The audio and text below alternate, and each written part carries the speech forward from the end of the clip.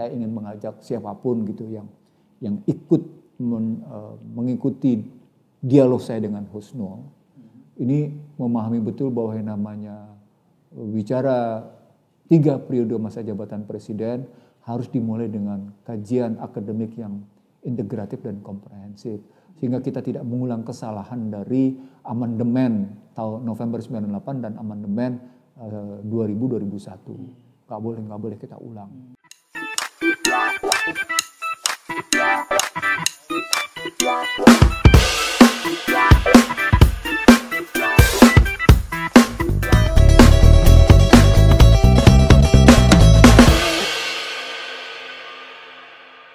Bismillahirrahmanirrahim. Assalamualaikum warahmatullahi wabarakatuh. Kembali kita bertemu dan berdiskusi di IC The Real Show bersama Dr. Iksanuddin Nursi dan saya Husnul Maria. Kali ini Bang Nursi masih kepingin gak sih jadi presiden Republik Indonesia? Kalau kepingin, saya menjawab jangan pernah memberikan jabatan pada mereka yang menghendakinya. Gitu ya. Kalau saya udah lewat kepinginan itu. Jadi sudah lewat karena kalau mau 20 tahun yang lalu jangan kayak gitu. pernah memberikan jabatan pada mereka yang menghendakinya. Apalagi pada mereka yang memburunya. Dengan segala cara. Dengan segala cara. Nah, jadi hari ini Bang Nursi kita akan bahas dan teman-teman di bahasanya pemirsa, pendengar, pemirsa IC The Real Show, kita hari ini akan bicara tentang jabatan presiden. Apakah ada yang menginginkan untuk memperpanjang jabatan presiden. Jadi hari ini kita akan bicara menimbang-nimbang 3 periode jabatan presiden Republik Indonesia. Nah, Bang Nursi, kalau kita bicara tentang presiden, jabatan presiden, ya, kekuasaan, kadang-kadang di satu sisi ini kan mulai dari SDM-nya dulu gitu ya, rekrutmen orang-orangnya. Partai politik menjadi lembaga yang paling penting di dalam konteks kepolitikan kita hari ini karena mereka lah yang punya kekuasaan untuk melakukan rekrutmen jabatan. Nah, cuma persoalannya partai politik sendiri sudah dikuasai oleh oligarki politik, oligarki ekonomi. Akhirnya mereka selalu mengatakan, oh dalam pemilu kita akan memilih yang terbaik dari terbaik. Yang terbaik aja nggak ada yang kita pilih kayak gitu, kadang-kadang semua buruk itu. Akhirnya kan kita memilih yang paling sedikit buruknya dari semua yang buruk dalam konteks itu. Nah, kembali lagi kita masih ingat dulu 98, kemudian pemilu 99, kemudian kita ada amandemen konstitusi dan akhirnya pilpres secara langsung gitu ya. Sesuai dengan konstitusinya itu pilpres langsung. Dan kemudian pada saat yang sama periodenya kita membuat periode 2 kali. Tapi yang menarik di dalam konstitusi itu periode 2 kali itu tidak berturut-turut. Jadi nggak ada kata-kata berturut-turut di dalam konstitusi kita, cuma 2 kali. Tapi tidak ada 2 kali berturut-turut. Karena ini menarik gitu. Saya pelajari itu karena di Amerika Latin, bukan Argentina, itu akhirnya tidak langsung, nggak boleh berturut-turut. Jadi 2 kali tapi Anda berhenti dulu, jadi nggak ada incumbent di dalam konteks itu, baru kemudian maju lagi setelah itu. Nah, jadi kalau kita bicara tentang pilpres langsung, dulu argumennya saya masih ingat dulu waktu kita kampanye 98, 99 kita kampanye tentang direct presidential election. Pak Bagir Manan di satu hari conference kita ya waktu itu, Pak Bagir dari podium mengatakan, Bu Husnul masih ingat kita dulu menginginkan direct presidential election. Jadi kita menuntut agar diubah menjadi pemilihan presiden secara langsung dengan asumsi bahwa tidak akan ada yang namanya calon presiden yang bisa buying vote, beli suara rakyatnya, karena ada 180 jutaan rakyat ya, yang harus dibeli. Ternyata kita salah. Dan saya katakan, oh itu kita dulu itu salah sebetulnya. Dan Pak Bagir Manan sendiri waktu itu mengatakan kita salah, Bu Husnul. Bahwa kampanye ternyata ada yang namanya calon presiden itu bisa membeli suara rakyat kayak gitu ya, dengan money politicsnya, dengan oligarki ekonominya yang menguasai para bandarnya yang kemudian melakukan ya membeli suara seperti itu, atau kemudian juga penyelenggaranya yang kemudian kurang amanah sehingga suara itu bisa dibeli dan sebagainya. Nah, balik lagi kepada kekuasaan pilpres, kekuasaan menjadi presiden kita sekarang ini timbang-timbang sebetulnya apa sih sebenarnya yang diinginkan oleh para penguasa hari itu? Tidak cukup 2 kali menjadi presiden. Oke. Saya bicara tentang keinginan 3 periode masa jabatan. Sebenarnya saya teringat perdebatan pada tahun 80-an.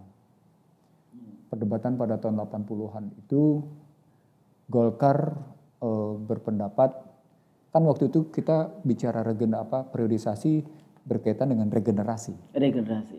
Di periode tahun 80-an. Regenerasi soalnya biasanya cuma wakil presidennya saja yang selalu berubah kan. Maka dibilangnya isunya adalah soal regenerasi.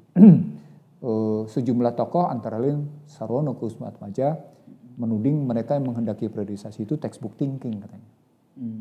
Lalu ada juga yang menjawab saat itu ketika kita bicara periodisasi, ini biarkan regenerasi berjalan alami. Jadi ada 2 argumennya. Tidak perlu diatur dalam konstitusi mereka bilang. Tahun 80-an tuh. Sehingga dia menjadi skripsi saya tuh. Judulnya? Judulnya periodisasi masa jabatan. Wow, jadi kita mesti kembali lagi nih dekonstruksi skripsinya. Ya, dekonstruksi. Skripsinya Bang Nursi tentang masa jabatan. Kalau saya ini juga masih ada. Yeah. Saya dulu membuat skripsinya azas tunggal. Azas tunggal ya. Dari HMI. Jadi ini balik lagi. Tapi bahasa saya dulu sebetulnya kalau pakai bahasa Inggris bagus. Kontestasi ideologi nasional dengan ideologi Islam di dalam konteks kontestasi ideologi di dalam konteks satu-satunya azas, dan sekarang ada HIP kayak gitu. Oke, balik lagi dekonstruksi tentang periodisasi. Jadi gimana tesisnya? Tesisnya kenapa mesti disebut textbook thinking dan kenapa kemudian mesti disebut sebagai regenerasi mesti berjalan secara alami gitu. Saya mundur dalam kajian bagaimana sidang-sidang BPUPKI dan sidang-sidang PPKI. Ada nggak pembahasan tentang pembatasan periodisasi? Periode. Nah, saya dapetin 2. Pertama, voting dilakukan untuk penentuan kerajaan atau republik. Sepakat semuanya republik. Yang kedua, voting tentang batas-batas wilayah. Sisa-sisa perjanjian Belanda itulah batas-batas Indonesia. Diklaim.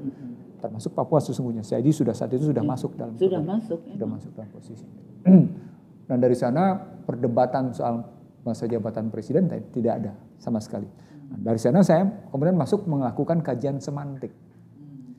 Karena dalam sejarah pemikiran itu tidak pernah ada pemikiran pembatasan masa jabatan, maka saya masuk dalam kajian semantik. Kajian semantik itu 3 poinnya, Husnul. Pertama, pembahasan tentang nilai-nilai. Filsafat. Filsafat tentang pentingnya satu jabatan itu tuh apa gitu. Jadi filsafat kelembagaan kepresidenan istilahnya. Yang kedua, kajian psikologi. Tentu saja psikologi politik, psikologi bahasa di situ masuknya. Yang ketiga, linguistiknya sendiri, bahasanya sendiri. Maka masuklah saya dalam rumusan. Presiden dan wakil presiden dipilih untuk 5 tahun. Sekali. Dan sesudahnya dapat dipilih kembali. Jadi presiden dan wakil presiden dipilih untuk 5 tahun sekali. 5 tahun sekali ini sudah menyatakan ada pemilu berarti. Ada pemilihan presiden. Pilpres. Lalu kemudian sesudahnya katanya nih dapat dipilih kembali. Jadi ada 3 problem. Ada pilpres sesudah dipilih 5 tahun sekali. Ada sesudahnya. Nyanya menunjuk mana? Nyanya menunjuk pada pribadinya atau menunjuk pada pilpresnya? Pilpresnya, pribadinya. itu terjemah dipilih kembali. Sesudahnya kata dapat dalam hukum bisa diterjemahkan tidak dapat tuh. Jadi artinya tidak dapat. Bisa juga tidak dapat. Jadi ada 3 masalah. Pertama adalah soal tadi dipilih untuk 5 tahun sekali, ada pilpresnya. Yang kedua, sesudahnya nyanya menunjuk pada periodenya atau nya menunjuk pada subjeknya, kan gitu kan? Subjek. Jadi nyanya menunjuk pada periodenya atau nyanya menunjuk pada subjeknya itu. Dapat berarti Anda boleh dipilih lagi, Anda juga tidak dapat pilih kembali. Ada 3 masalah secara semantik. Mundurlah kita melakukan kajian. Ini secara, jadi ada 9, dibikin matriks 9 nih kata-kata ini. Nah, ketika masuk Pilpres posisinya kita bicara sistem politik. Sistem politik kita sistem politik musyawarah mufakat, di mana menempatkan MPR sebagai lembaga tertinggi. Artinya penjelmaan, nah di sini kalimatnya, penjelmaan kedaulatan rakyat. Kita politik juga begitu, penjelmaan kedaulatan rakyat itu MPR. Tapi kan setelah amandemen enggak, objek menerjemahkan objek. Kalau di dalam konstruksi yang lama jelas, penjelmaan kedaulatan rakyat, objeknya diserahkan kepada subjek MPR. Menarik kan di sini?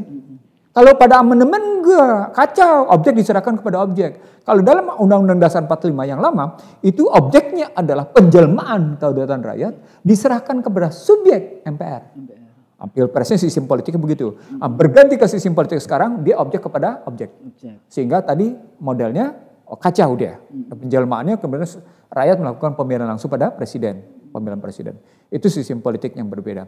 Yang kedua, sesudahnya dapat dipilih kembali. Saya nyanyi dulu. Saya ingat sidang umum MPR 98. Saya ingat betul nih, saya ingat betul posisinya. Ribut kita di dalam MPR itu, saya anggota Dewan waktu itu. Ribut kita soal pengertian amandemen. Ini amandemen atau perubahan? Atau perubahan konstitusi baru. Iya, atau perubahan. Karena kalau kita bilang itu presiden dapat dipilih untuk 5 tahun sekali dan sesudahnya dapat untuk 2 kali masa jabatan. Gitu kan posisinya. Ini pernyataan, ini perubahan atau amandemen. Wah, rame sekali di situ posisinya. Saya tidak lagi tertarik untuk ikut dalam debat itu. Kenapa? Karena sudah perdebatan akademiknya sudah tidak punya bobot lagi. Karena belum ada kajian akademiknya sudah langsung bicara tentang, kan mestinya ketika melakukan perubahan konstitusi, Anda harus punya kajian akademiknya dulu gitu posisi. Ini tanpa kajian akademik Anda langsung bicara tentang perubahan atau amandemen. Menurut saya perubahan. Bukan menambahkan saja. Bukan sekedar amandemen itu ada 2, menambahkan dan mengubah. Ini sudah mengubah Anda. Anda mengubah posisinya karena Anda tidak menambahkan pasal. Anda cuma perubah posisinya. Nah, dari perspektif itu Anda mestinya ketika mengubah sesuatu karena tadi semantik itu bermuatan filsafat, bermuatan psikologi, bermuatan bahasa, maka mestinya ada kajian akademiknya. Kenapa Anda mesti mengubah begitu? Kan gitu. Kenapa Anda mesti bikin 2 periode? Gitu posisinya. Lalu periodenya orang yang sama, periodenya sama, oke, berarti sesudahnya masuk ke dalam pengertian berturut-turut pada orang yang sama dan periode selanjutnya. Tapi begitu masuk kata dapat atau tidak dapat, Anda mesti menentukan indikator, alat ukur bahwa seseorang boleh dicalonkan kembali atau tidak dicalonkan kembali. Berarti harus ada ukuran-ukurannya posisinya. Nah, situ perdebatannya seru.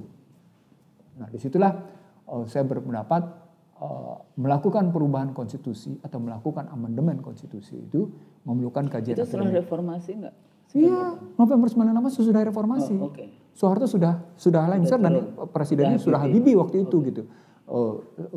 Saya melihat ya ada keinginan untuk melanjutkan Habibie sebagai presiden di satu sisi gitu, tapi sekaligus membatasi hanya 2 periode satu sisi. Tapi sisi lain saya tidak menangkap ada kajian akademiknya, maka walaupun itu sebelumnya merupakan skripsi saya di Fakultas Hukum UI gitu posisi. Tapi menurut saya kajian semantiknya tidak punya makna karena kita melakukan perubahan konstitusi tanpa kajian akademik. Gitu ya posisi. Nanti ketemu nih dengan amandemen 2001 yang tidak punya kajian akademiknya secara cukup posisi, secara memadai. Nah, maka muncullah keputusan hasilnya bahwa periodisasi masa jabatan hanya 2 kali. Itulah hasil sidang umum MPR November 98 posisi. Jadi begitu. Itu kan sebenarnya cuma sekedar keinginan. Bukan kebutuhan. Bukan political needs, tapi political will. Yang will tadi belum tentu ketemu dengan needs, belum tentu. Ya memang mungkin karena ada experience, ada pengalaman presiden kok nggak berhenti. Iya, itu cerita Soeharto yang berkuasa selama 30 tahun. Ya, posisinya. Jadi kekuasaan tends to corrupt, absolute power corrupt absolute thing. Satu jadi presiden terus diangkat presiden seumur hidup. Terus kemudian Soeharto nggak diangkat seumur hidup, tapi dipilih kembali, Terus, iya. dipilih kembali. Nah ini pengalaman itu. Poinnya kan mestinya pada kata dapat. Ya. Anda harus menentukan indikator. Indikator Jadi MPR mesti bikin indikator. Itu tadi yang dalam masa saya sebagai anggota dewan, saya bisa menyatakan minor heads nota atas APBN. Sehingga seorang presiden itu berhasil gagal dalam menjalankan APBN. Kalau dia dalam 5 tahun atau dalam 2 tahun gagal menjalankan APBN, maka dia nggak dapat dipilih kembali dong. Kan gitu mestinya, gitu salah satu indikatornya ya. Dan waktu itu kayaknya Habibie kena di situ. Kena dong, kena dia nggak diterima kan? Enggak, artinya Habibie 2 kan kenanya. Pertama pada kasus Bank Bali, yang kedua pada kasus referendum tim-tim posisinya. 2 posisinya. Nah, kajiannya adalah kalau Anda bilang dapat dipilih kembali dan kita menentukan indikatornya, indikator yang paling sederhana adalah indikator APBN. Apakah APBN itu berhasil atau tidak? Paling tidak apakah asumsinya tercapai apa tidak? Kan secara akademik kalau Anda bikin asumsi gitu ya dan kemudian melakukan analisis posisi pada asumsi itu, kan asumsi Anda berhasil atau asumsinya gagal. Kan gitu kan? Dengan tes apa kayak gitu. Maka Anda harus bikin ketegasan. Apa itu satu-satunya? Iya. Indikator. Iya. Kalau di Australia itu ada yang namanya double dissolution. Jadi kalau APBN-nya itu tidak diterima di Senat, gitu kan ada House of Representative karena dia 2 kamar, yang lama. Dibawa ke Senat, ditolak, dibawa lagi ke House of Representative, dibawa lagi House of Senat, ditolak lagi, maka pemerintah bubar. Kalau di Indonesia enggak, pakai yang lama. Pakai yang lama. Kalau di sana bubar. Iya. Sehingga pemilu lagi, namanya double dissolution dan itu pernah. Kalau kita enggak pakai yang lama. Australia. Nah, kalau saya mikirnya bukan begitu. Kalau kita memang tetap dalam kerangka perjalanan politik yang lebih kondusif, indikator yang dibangun, misalnya salah satunya adalah APBN, paling gampang gitu ya. Karena memang saya tadi, ini target makro atau asumsi makro. Misalnya nilai tukar 14.500, 15.000. Saya tanya sama Husnul, ini asumsi atau target? Dalam APBN disebutnya asumsi. Padahal itu target. Inflasi 3 plus minus 1%. Pertanyaan saya, ini asumsi atau target? Mestinya target. Kenapa Anda menyebutnya asumsi? Kan gitu kan? Lifting minyak 800.000 barel. Soalnya nanti itu juga strategi juga. Oh ini asumsinya salah, diperbaiki sehingga enggak dong, target dong. Karena Anda untuk mencapai angka tertentu pada pajak, ini harus tegas bahwa ini target sehingga ini harus capai posisinya. Jadi itu ini ukuran yang jelas. Kalau asumsi kan bisa berubah-ubah. Tadi seperti Anda menulis disertasi atau menulis tesis atau menulis skripsi, kalau asumsinya begini, kalau dia gagal gimana? Kalau udah ditolak atau diterima? Diterima kan gitu, itu ditolak, ini asumsinya ditolak, ini asumsi diterima, maka dia akan begini kan gitu kan mestinya. Sama dalam politik sesungguhnya. Dalam bahasa yang lain saya menghendaki politiknya berbasis filsafat akademik. Jadi ada 2, bukan sekedar politik berbasis pragmatis. Di mana angin berhembus ke sana kalian ikut, di mana air mengalir di sana kemudian Anda berjejak. Posisinya itu nggak benar. Mestinya kita mengambil kerangka berpolitik dalam kerangka filosofi dan akademik, sehingga tindakan kita punya basis intelektual, punya basis moral gitu. Makanya segala sesuatunya diukur. Itu pemikiran saya. Pemikiran yang muncul adalah bagaimana kita menakar kegagalan atau keberhasilan presiden dengan kalimat sesudahnya dapat dipilih kembali. Dalam tesis selama begitu, di MPR nggak muncul dalam sidang-sidang MPR. Apalagi dalam pilpres di mana presiden dipilih langsung rakyat. Emang saat itu rakyat bisa menyatakan digagal berhasil? Saya ingat pemilu 2009. Dan sekarang nggak jelas. Tunggu dulu. Saya mau cerita. Saya ingat betul saya debat dengan seorang teman yang jadi menteri lalu kemudian masuk penjara karena dituding korupsi, menyebut bahwa pemerintahannya dalam rentang 2004-2009 itu sukses. Saya menggunakan indikator RPJMN. Di seluruh RPJMN yang ditetapkan untuk masuk periode berikutnya itu gagal, tidak tercapai. Lalu bagaimana dia bilang sukses? Loh, RPJMN saja, angka-angka yang Anda tetapkan dalam RPJMN itu tidak tercapai. Ini saya bilang. Lalu Anda bisa bilang Anda berhasil? Nggak bisa jawab dia. Saya ingat banget tuh saya berdebat di sebuah TV swasta gitu posisinya. Dan anehnya saat itu Kalangan pengamat, analis semua menyatakan tidak perlu gagal atau berhasil karena dicalonkan dengan siapapun dia pasti menang. Ingat nggak? Ya. Dicalonkan dengan sendal pun dia menang katanya. Sampai begitu tuh tesisnya munculnya dalam kerangka politik praktis. Itu kan kacau cara berpikir politik kayak gitu. Cara berpikir pengamat yang namanya dengan pengamat komunikasi kayak gitu dengan cara berpikir tanpa menakar. Lebih lanjut capaian kinerja politiknya itu kan repot.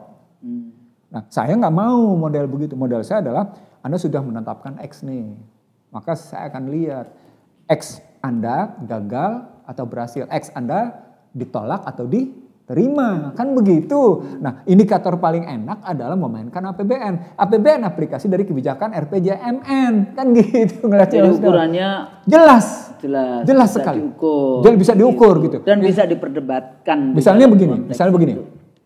Saya menargetkan Gini rasio menurun dari 0,41 menjadi 0,38 gitu misalnya. Wih, Joko Widodo sukses nih. Misalnya sekarang 0,38. No, nanti dulu. Anda masih tetap dalam gerakan 0,38. Itu berarti 0,4. Masih karena 0,38 posisinya. Dan jangan salah, Gini rasio Anda Gini rasio pengeluaran, bukan Gini rasio pendapatan. Misalnya begitu. Tapi itu bisa dimanipulasi nggak dengan hutang misalnya? Hutang sebesar-besarnya sehingga... Nggak bisa. Karena pada hakikatnya hutang yang Anda masukin sekalipun itu rancu dalam pendekatan bagaimana sesungguhnya PDB yang Anda miliki. Karena PDB yang Anda miliki bukan PDB ansih PDB dalam negeri. Kenapa? Karena di dalamnya ada sejumlah perusahaan asing yang memiliki PDB itu, gitu loh.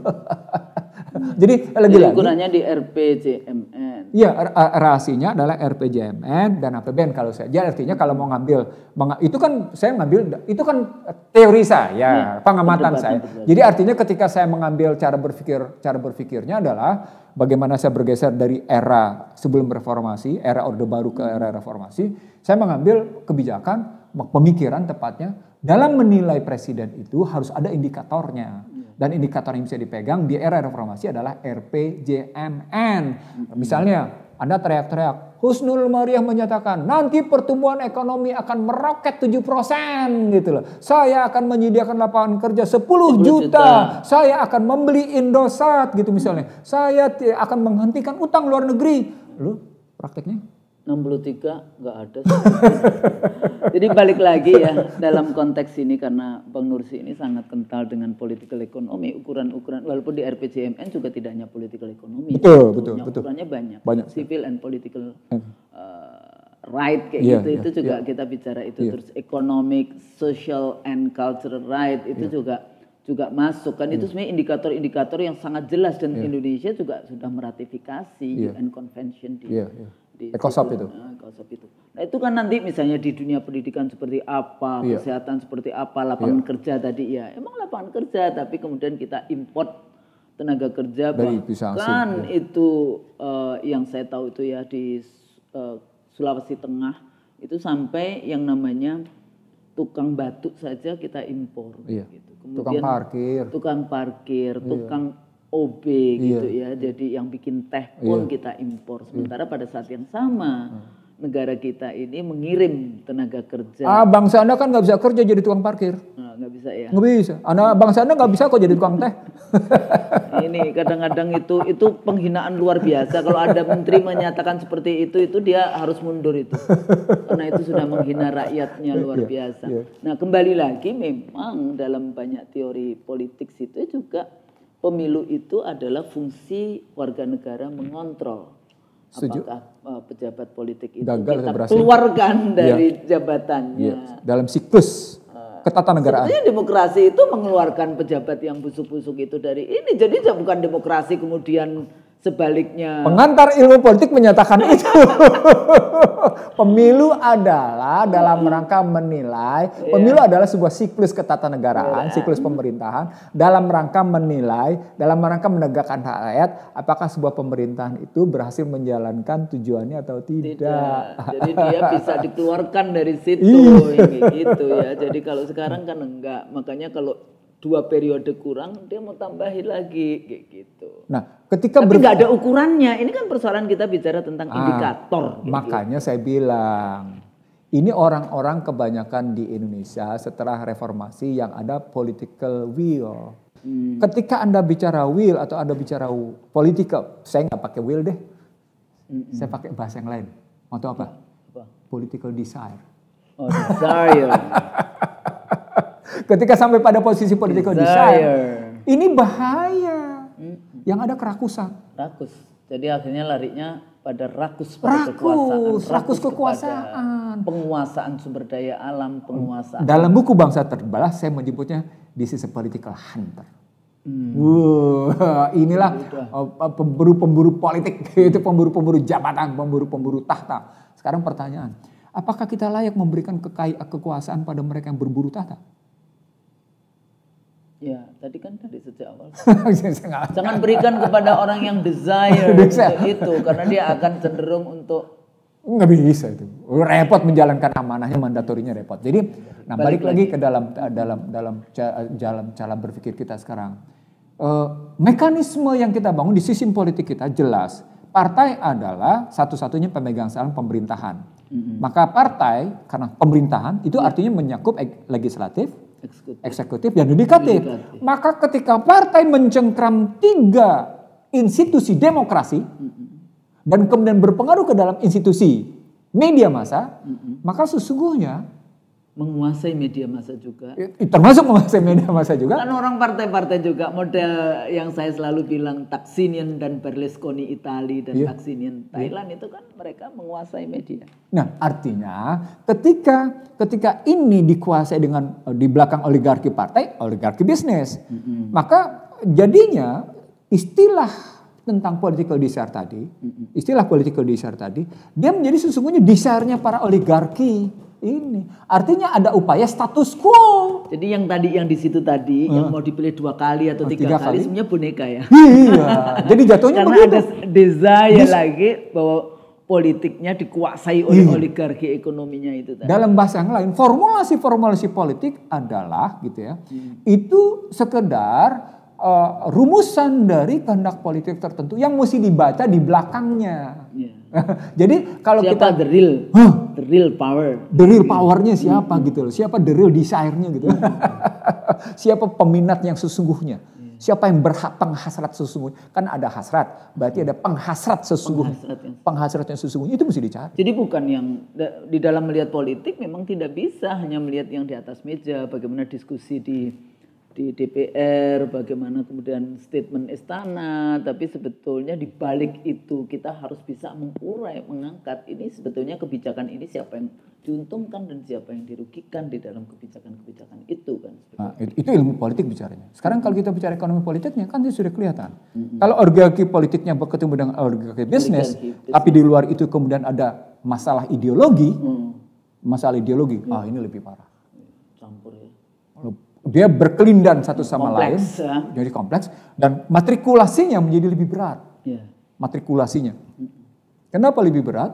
Karena dia berhadapan juga pada saat yang sama dengan tingkat kemajemukan masyarakat gitu ya, baik dalam perspektif struktur sosial maupun dalam struktur ekonomi.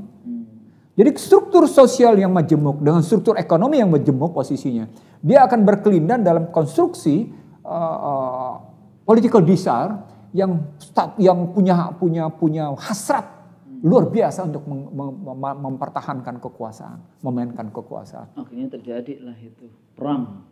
Nah, saya sebenarnya mau sampai ke situ, cuma jadi gimana? Itu shortcut. Saya ingin mengatakan, saya mau mengajak pemirsa, ini suka tidak suka ini kan akhirnya kemelut nih. Ini kemelut nih kalau kayak gini. Kemajemukan tinggi di sosial, kemajemukan tinggi di ekonomi, kemajemukan tinggi di politik, lalu kemudian di belakang itu adalah soal oligarki posisinya, yang punya desire, political desire demikian rupa, itu melahirkan sebuah matrikulasi berat, istilah saya, melahirkan sebuah timbangan-timbangan yang demikian memerlukan alat timbang demikian komprehensif dan integratif, yang berujung pada posisi sangat subjektif dalam menerjemahkan sesuatu.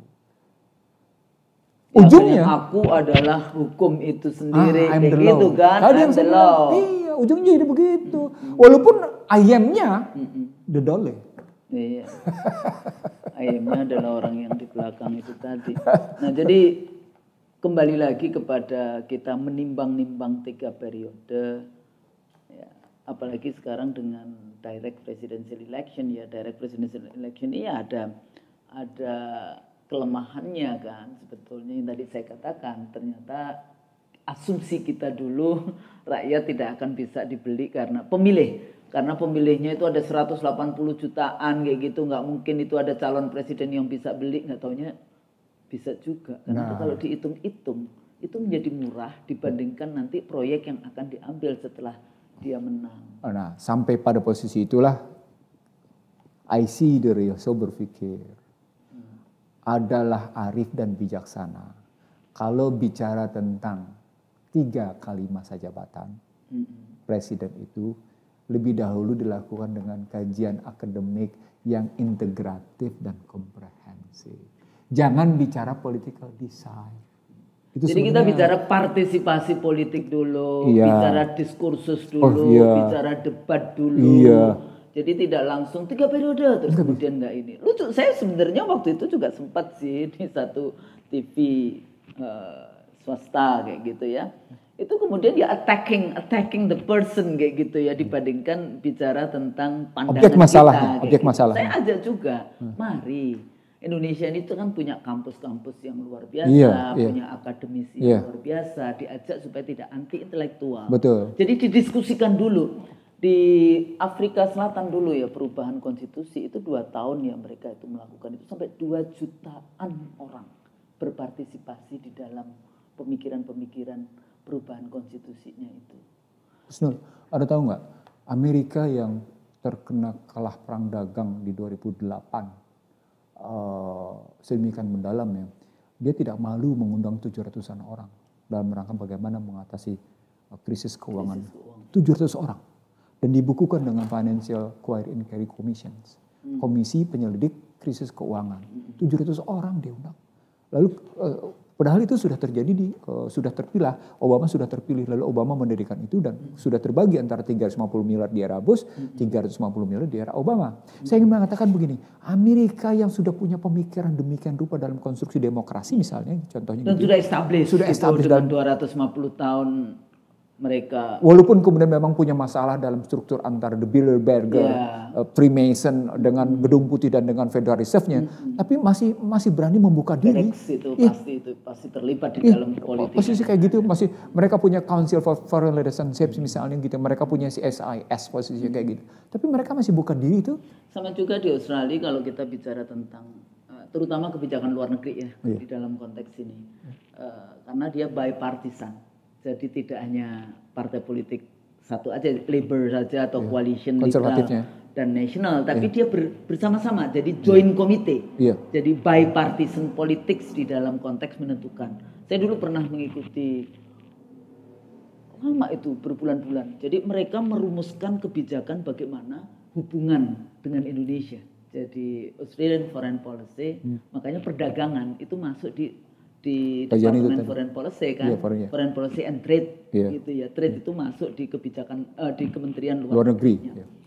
Ngomongin Indonesia itu dari seorang profesor yang ahli tentang cuma satu pulau Rote saja, sampai seorang guru bahasa Indonesia yang dia pergi ke Palu dan dia menjelaskan semuanya di situ. Jadi saya pergi ke Canberra, saya ikut yang di Sydney, saya ikut yang di Melbourne. Saya bilang ini mestinya terjadi di Senayan, bukan di Australia kayak gitu. Bukan di Sydney. Bagaimana mereka mengajak orang yang paham tentang Indonesia memberikan masukan untuk kebijakan politiknya. Nah itu yang saya katakan walaupun masih dikritik sebagai anti intelektual, tapi mereka melakukan itu di dalam proses-proses politik. Dalam political learning itu yang disebut dengan sesungguhnya basis kebijakan berbasis akademik. Jadi political learning, pembelajaran politik pembelajaran politik tapi di panggung politik ya. Bukan political learning di saintis, bukan di sains, tapi bukan di ilmu politik, tapi political learning di panggung kebijakan. Itu artinya mereka memang mengadopsi dan mengadaptasi kaum kompetens. Kompeten society, kelompok-kelompok masyarakat yang kompeten gitu ya, yang punya kompetensi. Jadi public hearing-nya itu luar biasa posisinya. Nah, Mereka pasti membela diri. Kami juga mengundang kaum ahli kok. Mereka pasti bilang juga begitu. Dan mereka mengatakan, oh Bu Kusnul kecewa karena nggak diundang. Wah, nggak diundang oleh DPR itu alhamdulillah. Nanti kan saya harus ditanya oleh malaikat. Toh? Itu kenapa mesti sampai Bu Kusnul kecewa tidak diundang? Nggak, karena saya mengajak. Jadi tolong kan pada saat saya selalu biasanya 5 tahun sekali pasti diundang lah itu yang namanya perubahan undang-undang penyelenggaraan pemilu, gitu kan. Biasanya saya memberikan masukan. Ya, dan saya bilang yang pilkada 22 atau 24 atau 27 itu menjadi tidak penting kalau kita tidak touch kepada pemilunya sendiri itu seperti apa, dari mulai evaluasi pemilu, evaluasi penyelenggara pemilu yang banyak yang mati, tragedi 21-22 Mei di Bawaslu dan sebagainya seperti itu. Maka saya ajak, terus kemudian ya salah satunya kan bicara tentang kalau jawabannya di DPR kan maunya ya udah menurut Bu Kusnul 22. Kalau saya nggak mau menjawab 22 atau 24 atau 27. Itu pragmatis jawabannya. Nah, padahal kan saya mau mengajak model pemilu seperti apa? Model pilkada seperti apa? Rekrutmen jabatan bupati, wali kota, gubernur seperti apa? Kayak gitu kan. Itu kan harus difikirkan secara akademik, secara lebih mendalam kayak gitu supaya diskursus keputusan-keputusan DPR yang saya tadi contoh di Afrika Selatan 2 tahun mereka bikin itu yang namanya sampai 2 jutaan orang terlibat di dalam proses-proses perubahan konstitusi 94 sampai 96 di sana. Di Thailand juga kan rakyat malah itu negara gitu ya, di Afrika Selatan juga negara. Maksudnya kenapa saya nggak mencontohkan Australia atau Amerika yang memang sudah established yang mereka bisa melakukan banyak hal. Ini negaranya sama, negara sedang berkembang yang partisipasi publiknya diangkat. Nah, di DPR ini anti intelektual, tidak mau. Kalau saya mikirnya gini ya, jika satu rezim tidak mengambil sikap filosofis akademik dalam kebijakannya dan lebih cenderung bermain dalam perspektif praksis pragmatis gitu ya, pragmatis betul gitu, ya. Praksis pragmatis, maka dia sedang menjadi guru bagaimana pola pikir instan untuk meraih sesuatu dan bagaimana menikmati sesuatu secara instan. Ini nggak sehat. Rusak sebetulnya. Sudah pada level yang bukan sehat dan sakit dan tidak sehat, rusak. Anda kan semuanya menawarkan kajian pemilu sebagai bagian dari sistem politik. Ya. Jadi memahami pemilu sebagai bagian dari politik. Itu di belakangnya ada persoalan tadi. Anda sudah menyebut tadi misalnya ada kelompok penekan, gitu ya. Pressure group, ada interest group, kelompok berkepentingan, ada lobbyist group, ada kelompok lobby posisi gitu. Dan memang ada political party gitu posisinya lalu dalam kerangka itu gitu ya. Lalu kemudian ada kelompok-kelompok yang mencoba bermain-main di tengah-tengah gitu ya, kelompok-kelompok. Selalu kan. Ya. Makanya kan demonstrasi selalu dikatakan, oh ada yang menunggangi. Loh, kalau sudah ada fora, ada forum seperti itu, pasti akan ada kelompok kepentingan lain yang akan melakukan itu. Itu biasa saja. Jadi apakah kemudian ada penunggang atau ada kaum oportunis, ada kaum pragmatis dalam posisi itu, baik dalam posisi interest group, apakah lobbyist group, apakah pressure group, itu hal biasa. Persoalan pokoknya adalah bagaimana kita meresponnya dan menempatkannya pada posisi-posisi yang pas. Jadi artinya ketika kita bicara 3 periode juga sesungguhnya suka tidak suka, setuju tidak setuju, karena kita sudah masuk dalam dunia internet yang seperti Internet of Things yang sudah demikian rupa posisinya. Anda nggak bisa lepas melakukan kajian yang akademik, nggak bisa, mustahil. Jadi ketika Anda membenarkan format instan posisinya, maka Anda sesungguhnya sedang memaksakan kehendak bahwa desire Anda harus terwujud. Kan kacau. Saya ulang, kalau desire Anda harus terwujud, Anda sedang mengajarkan masyarakat terus-menerus melakukan breakthrough. Anda terus-menerus mengajarkan masyarakat untuk melakukan jalan pintas dalam rangka meraih sesuatu. Dan itu nggak benar.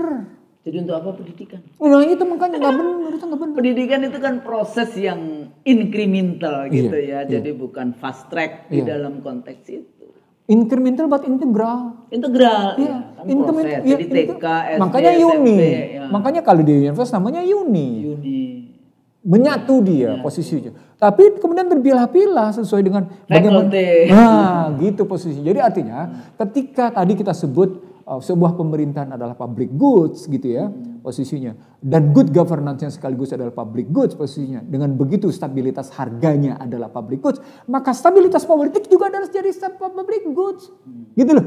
Kalau dulu ya di era Soeharto itu kan bicara stabilitas politik itu selalu memang trilogi, bagian dari trilogi. Sehingga yang ekonomi dan sebagai politiknya ditekan dengan partai politik disederhanakan menjadi 3 partai, walaupun Golkar dikatakan bukan partai ya, tapi secara ilmu politik itu adalah partai politik.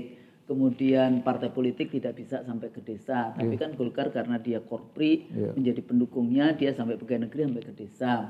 Tapi proses-proses langkah-langkah itu ada di dalam konteks ini. Ini kan sekarang nggak jelas, liar, gitu kan ya.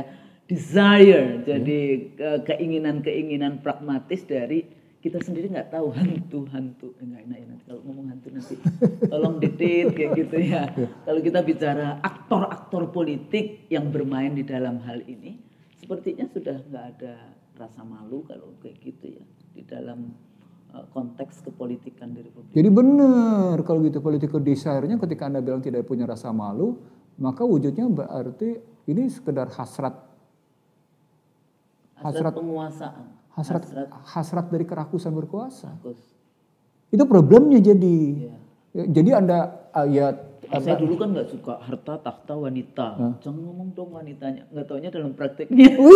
Bener. Harta tahta dan wanita. Jadi artinya kalau saya balik dalam kerangka begitu, saya ingin mengajak seluruh elemen bangsa gitu ya. Saya ingin mengajak siapapun gitu yang ikut mengikuti dialog saya dengan Husnul, ini memahami betul bahwa yang namanya bicara 3 periode masa jabatan presiden harus dimulai dengan kajian akademik yang integratif dan komprehensif. Sehingga kita tidak mengulang kesalahan dari amandemen tahun November 98 dan amandemen 2000-2001. Nggak boleh kita ulang. Tapi saya bersyukur juga karena dulu sebetulnya namaku itu masuk menjadi calon untuk tim ahlinya. Tapi ada partai, sampai hari ini partai itu kalau nama saya dicoret dari itu di dalam bukunya Prof. Nazaruddin Samsudin itu ada. Oh gitu ya? Bukan sebuah tanda jasa gimana namaku dicoret. Akhirnya saya bermainnya ya kampus dan di luar di dalam konteks itu memberikan pressure group atau melakukan satu lobby-lobby ya. Jadi kalau di politik di Amerika kan lobbyis itu penting. Di Indonesia kan masih belum. Dan biayanya terbuka. Diumumkan. Dan ada dan dihargai juga. Jadi kalau kita pergi ke Washington itu kan banyak gedung-gedung itu lobbyist, Teachers Federation lobby kayak gitu ya. Jadi kita juga belajar how to do lobby.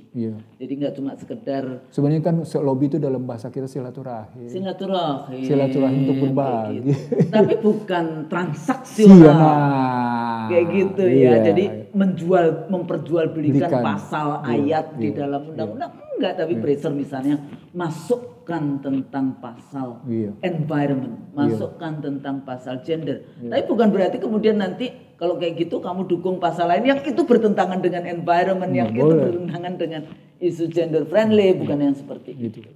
Nah, jadi kembali lagi di dalam konteks ini perlu untuk terus-menerus mengangkat diskursus, jadi mengangkat perdebatan-perdebatan publik tentang seperti apa sih amandemen? Atau sebetulnya di dalam konteks Indonesia ada kelompok yang menginginkan kembali lagi. Saya tanya sama Anda, Amerika sebenarnya satu periodenya 4 tahun kan?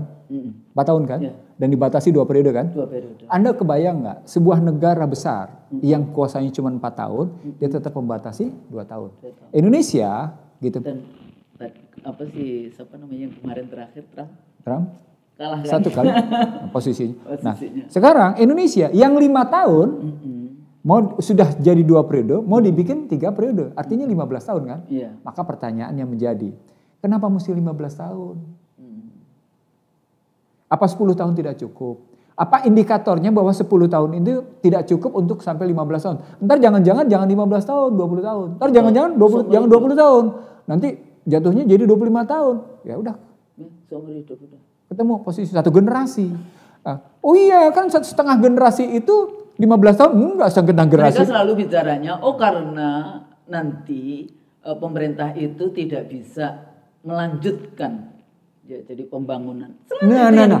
Kalimat melanjutkannya itu kan artinya ketemu dapat dipilih kembali. Nah, pengertian dapat dipilih kembali sekarang saya tanya sama Anda.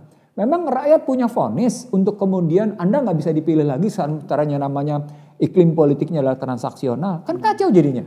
Jadi ketika kalimat idealis tentang dapat dipilih kembali dihadapkan oleh kenyataan pragmatis bahwa terjadi transaksi politik, mana lebih kuat? Kalimat idealis atau praktisnya? Ya praktis. Praktis. Artinya terbunuh kalimat ini. Tidak peduli ada gagal atau sukses. Kalimatnya jadi begitu gitu kondisinya.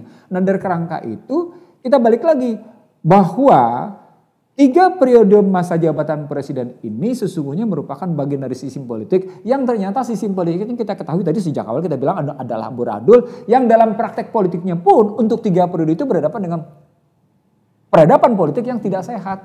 Berhadapan dengan budaya politik yang tidak sehat posisinya. Nah ini berarti kita punya pekerjaan 3 kali lipat untuk bicara 3 periode. Memperbaiki sistemnya dulu, ya ini harus diajari. Memperbaiki pendidikannya politiknya sendiri, harus diperbaiki di sini. Lalu kemudian kita juga harus memperbaiki yang namanya perilaku aktor-aktor politik kalau pakai istilah Anda. Kan gitu jadi jatuhnya. Belum lagi memperbaiki partai politik. Di dalam sistem. Ini masuk dalam sistem. Masuk dalam sistem. Jadi konteks sistem udah masuk di situ. Nah, dari situ 3 hal ini kita masuk ke dalam mandatorinya apa? Amanahnya apa? Nah, kalau sudah sampai pada posisi mandatori atau amanahnya apa, suka tidak suka, mestinya 3 periode itu dalam rangka menjawab bahwa seorang pemimpin, kalau mau dipaksakan nih, seorang pemimpin itu dalam rangka membebaskan masyarakat Indonesia dari ketertindasan. 2 periode aja tetap tertindas. Nggak malu. Nggak ada ukurannya persoalannya. Yang kedua, masyarakat Indonesia tetap bodoh. Dan siapa tidak dilindungi. Itu sampai nanti yang berikutnya. Kalau bodoh dalam pengertian, IPM-nya membaik. Bagaimana Anda bilang IPM membaik? Angka IPM membaik karena memang ada belanja yang meningkat. Tapi jangan diambil dalam kerangka IPM membaik. Dia ambil dalam kerangka daya pikir, daya nalarnya. Di power reasoningnya. Power reasoningnya dia ambil dalam rangka pencerdasan. Di situ artinya mengatasi kebodohan, membebaskan kebodohan, membebaskan kemiskinan. Gimana membebaskan kemiskinan? Ternyata yang namanya kemiskinan meningkat 10,sekian% dan gini rasio naik lagi. Indikatornya. Jadi kalau pakai indikator-indikator, sebetulnya timing hari ini kita bicara 3 periode menjadi tidak relevan. Jadi harusnya ditutup. Iya, selesai posisi. Nah, contoh lagi karena saya belajar Australia. Di Australia itu non-fixed term. Jadi paling lama 3 tahun. Non-fixed term. Tapi bisa setiap tahun ada pemilu, bisa setiap tahun diganti Perdana Menteri.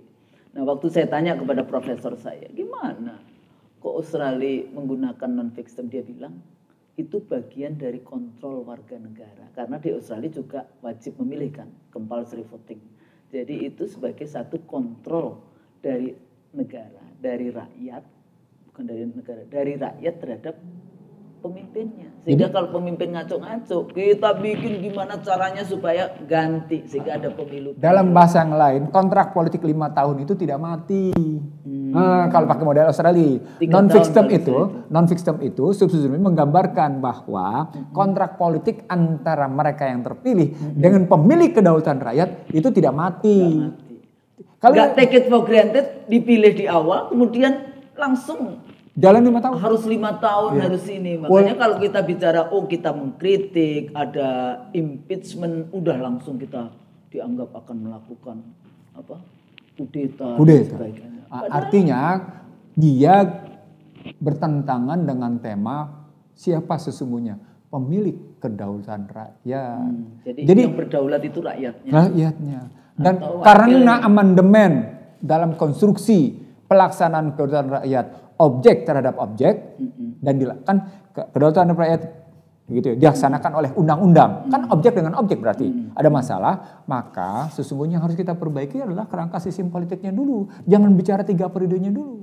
Mari kita perbaiki dulu sistem politiknya Sistem dulu nih. politik kita gitu ini loh. mau presidensial ala apa?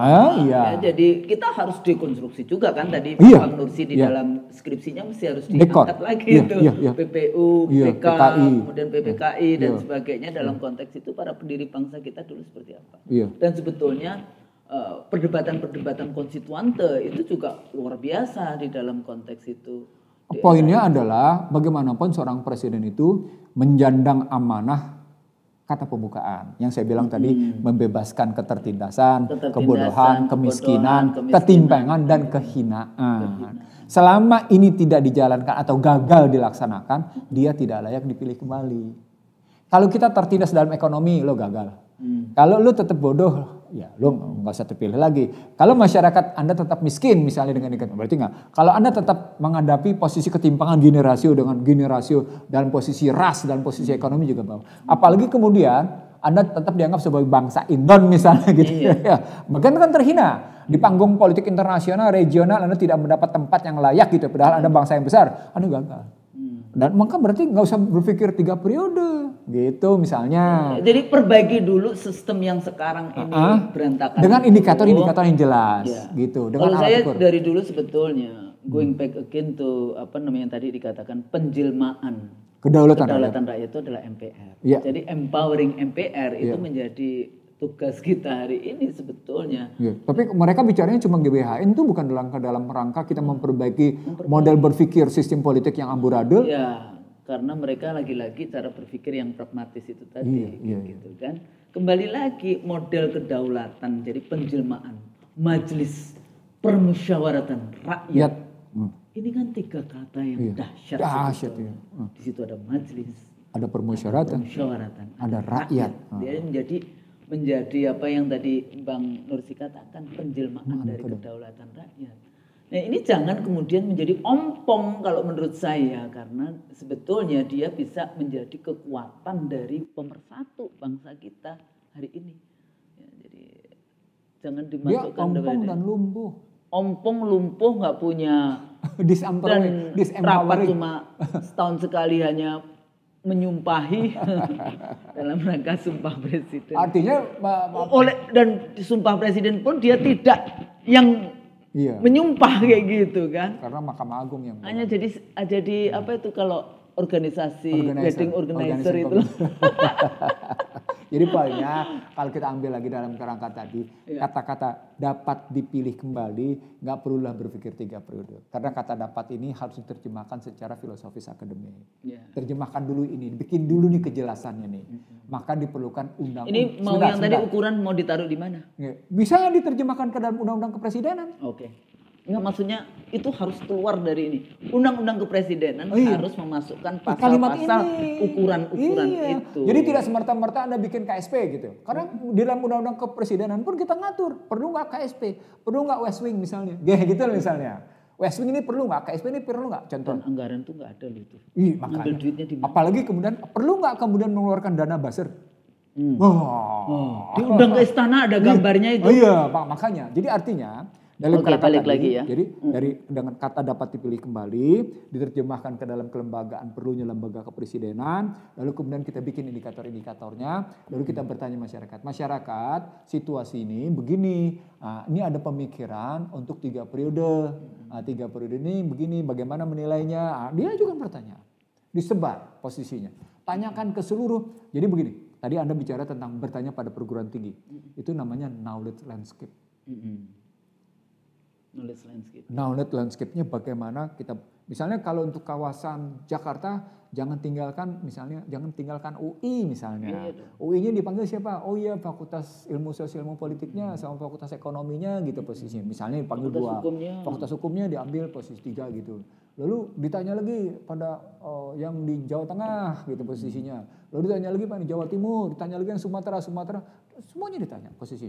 Jadi ditanya pada lembaga masyarakat di lembaga pendidikan tinggi, tanya kemudian pada lembaga-lembaga ormas masyarakat, ormas keagamaan, ormas profesional, kan ditanya posisinya. Lalu kemudian juga ditanya lagi pada kelompok-kelompok yang memang posisinya sebagai tokoh-tokoh informal, tapi itu ditanya posisinya. Jadi jelas gitu. Dengan begitu kita mencoba untuk menggali dan menangkap aspirasi apa yang sesungguhnya dikehendaki oleh masyarakat. Jadi bukan political desire kelompok-kelompok tertentu, nggak begitu gitu mikirnya. So, saya ingin mengatakan kita perlu menerapkan politik yang arif dan bijak supaya melahir kebijakan, kebajikan yang memang dalam rangka memenuhi panggilan konstitusi gitu. Itu yang serta merta ya bikin politisi bijak. Tergantung perkadarannya. Kan kembali lagi ke sistem politik. Kalau dalam perkadaran sistem politik itu di partai politiknya itu memang melahirkan sistem para politisi yang tidak berburu tahta gitu ya, tapi para politisi yang berjuang menegakkan konstitusi gitu ya, menegakkan kedaulatannya. Oh itu luar biasa. Repotnya yang saya tangkap nih. Setiap teman-teman saya masuk partai politik gitu ya, apakah partai politik yang baru didirikan atau partai politik yang sudah established, mereka sadar betul bahwa memang berpartai politik dalam rangka mendapat jabatan, mendapat kekuasaan. Karena itu tujuan jadinya. Yang dibaca teorinya si Laswell ya. Harold Laswell. Harold Laswell. Yeah. Who get what, when, and how. Gitu ya, visi. Siapa mendapatkan apa. Iya, visi. Padahal itu sih dia sebetulnya bukan political scientist juga sih, tapi banyak sekali dalam konteks itu. Tapi kita bicara tentang yang amanah, pembukaan konstitusi. Iya. Kalau kita bicara kata pembukaan posisinya, maka kita mengundang sesungguhnya seluruh para petinggi negeri ini, kaum cerdas cendekia, apakah itu ada di perguruan tinggi, apakah itu ada di dunia bisnis, apakah itu ada di panggung politik. Jadi ada political society, business society, civil society. Ya, kalau kita mengundang semua lini itu gitu ya, kita ngambil itu, maka sesungguhnya saya berpikir betapa strategisnya andai kata seluruh lapisan masyarakat itu memenuhi panggilan tadi. Jadi memang konstitusi bukan cuma sekedar dipenuhi panggilannya terutama memang oleh pemerintahan, tapi masyarakat yang tadi, yang civil society-nya, business society, professional society juga dalam rangka itu. Maka muncullah apa yang disebut dengan kesadaran keindonesiaan. Jadi yang kita sedang sebenarnya dibalik kita bicara tentang menimbang-nimbang tiga periode masa jabatan presiden, sesungguhnya tadi dalam rangka tadi mewujudkan keindonesiaan, mempertahankan dan mewujudkan keindonesiaan. Jadi sekali lagi kita masih being Indonesia, kita ini masih berantem di dalam nation building dan sebagainya Indonesia. Saya dalam beberapa hal saya setuju this is a national learning ya, pembelajaran nasional ya. Oke. Saya setuju pembelajaran.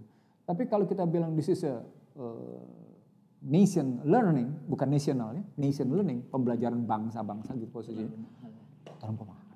Terlalu mahal, luar biasa mahal. Jadi karena menurut saya ini juga persoalan yang partai itu kadang-kadang concern saya ini para mediocre yang sekarang menguasai. Perantara, kan bahasa halus mediocre, perantara aja. Iya perantara, konkret aja.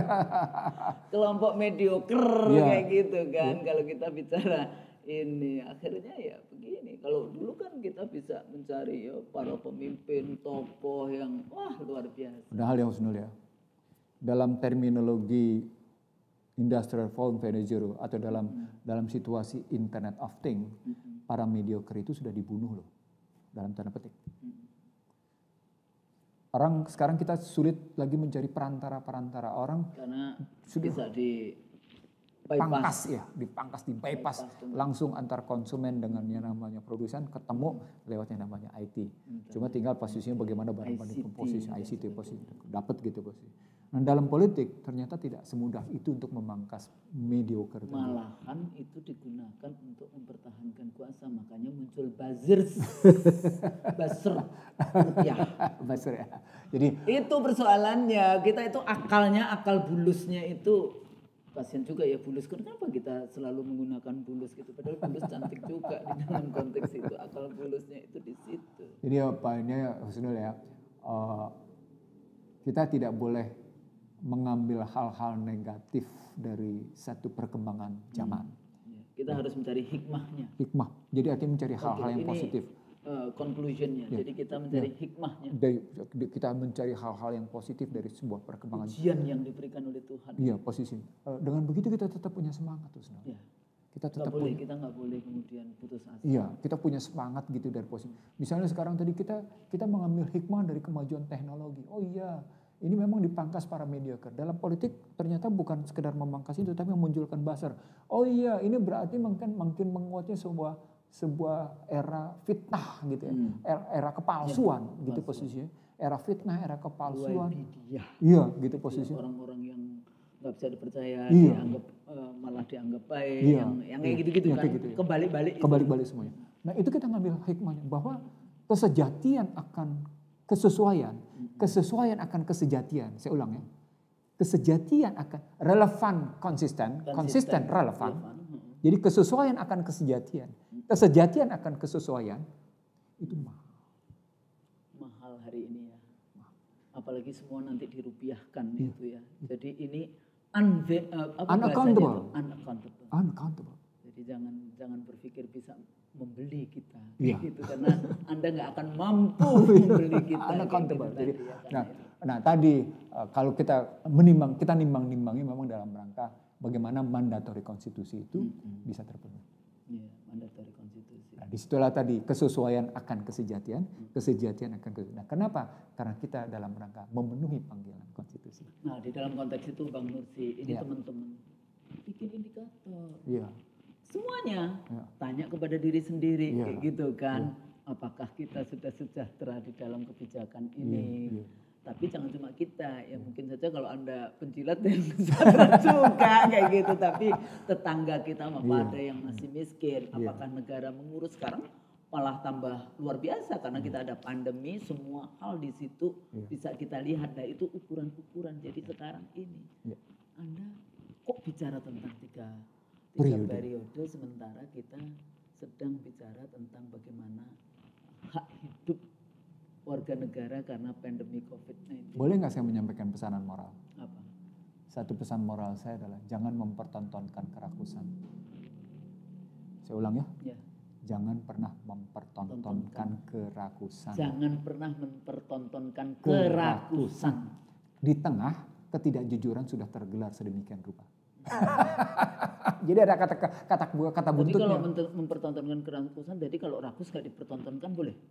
Kan itu untuk dengan kalimat berikutnya. Nah, di tengah ketidakjujuran begitu kuat dipergelarkan.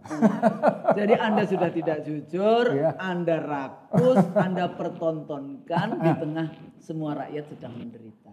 Jadi mari kita bangun social community gitu social kohesi bangsa kita ini. Nah, itu kohesi itu bisa yang terjadi antara negatif dengan negatif, antara yang positif sama positif. Nah, kita sedang mengundang yang positif tadi.